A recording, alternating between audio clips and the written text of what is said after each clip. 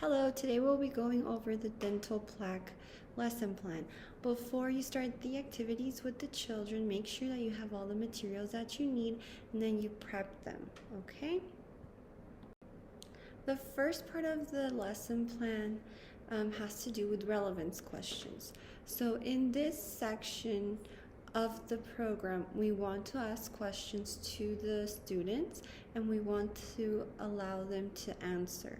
After they have discussed and answered, then you will go over the explanations that are provided to you in the lesson plan. The third section will be a critical thinking section in which you will ask the students questions, see what they answer, and then you will show them a picture which is provided in the lesson plans, in this case of what cavities look like.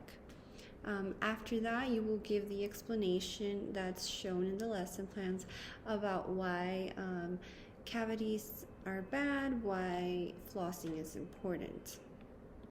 In this critical thinking section, it's also very important to let the students know what the recommended daily max sugar intake is for children, and then go over the explanation of why foods that are high in sugar are not the best for them.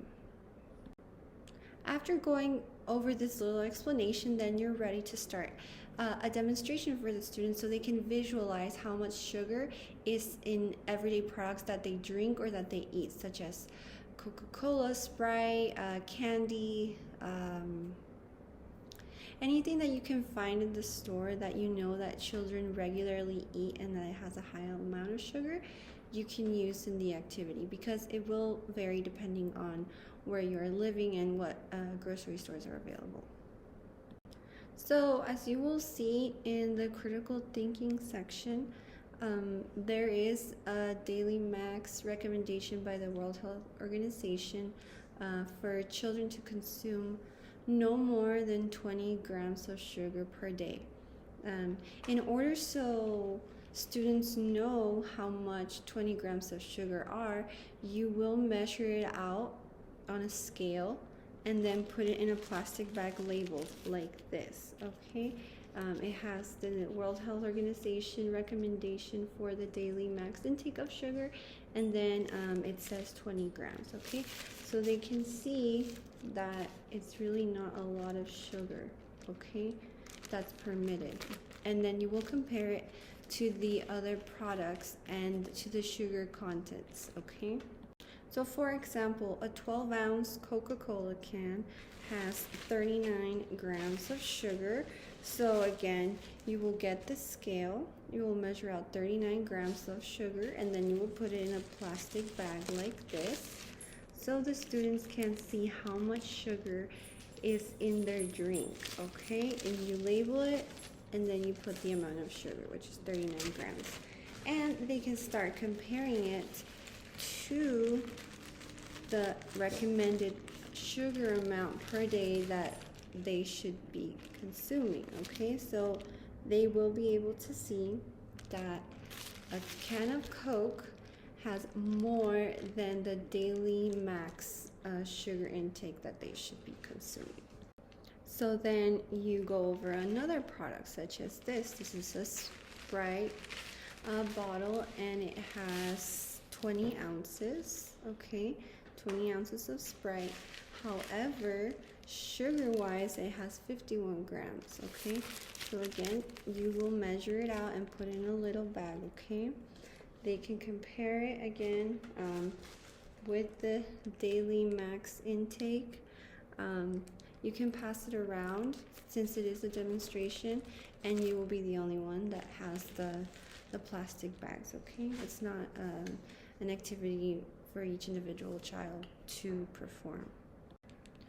We can also show the children candy, because even though it's only 2 Reese's cups, this is how much sugar is in the Reese's cups. There's 47 grams. So again, they can see this, they can visualize how much sugar they're putting into their body, and they can compare it with the max daily intake of sugar, okay? So they can compare it, they can feel it, see that this is way less than this, okay? And this is the Reese's Cups. Then we have the Fanta, which is also 20 ounce, like the Sprite. And again, measure out the sugar content by looking at the nutritional label. You will see that it has 73 grams, okay? And that's how much sugar is in this. Again, just to show the children and they can visualize. Lastly, we have an orange juice box. We tend to think that because orange juice is made up of fruit, orange, it must be healthy. But these orange juices are not natural, and they contain 15 grams of sugar, okay? This is how much it contains.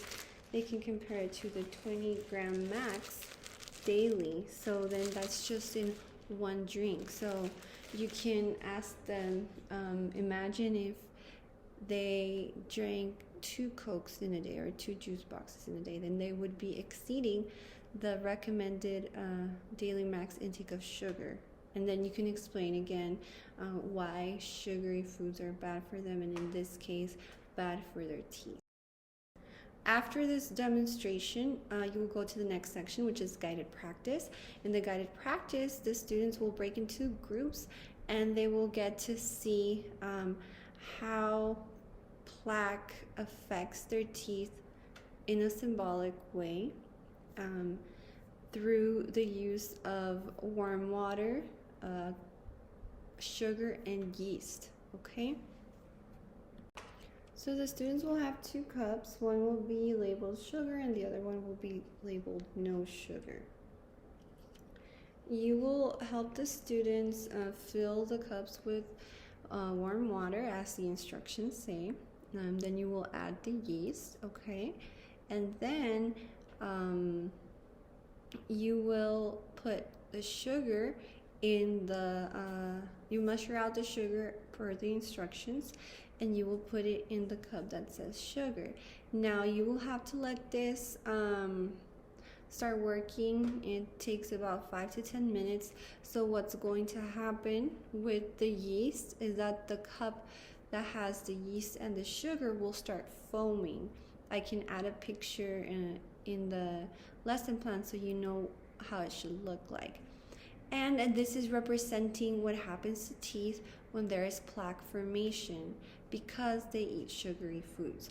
Again, you can go over the process of letting them know that the bacteria in their mouth feed from the sugar that the students are consuming, and that creates an acid. The acid is what creates the plaque, and then that will start causing cavities and tooth decay. Practice, there will be an independent practice section where the students will discuss the importance of brushing their teeth, flossing their teeth, and you can also discuss with them how the buildup of plaque affects their teeth, how it can cause cavities, and how a bad sugar diet or eating too many sugary foods can also cause damage to their teeth. In the end, there will be a closing reflection. Again, you're just trying to keep the students engaged.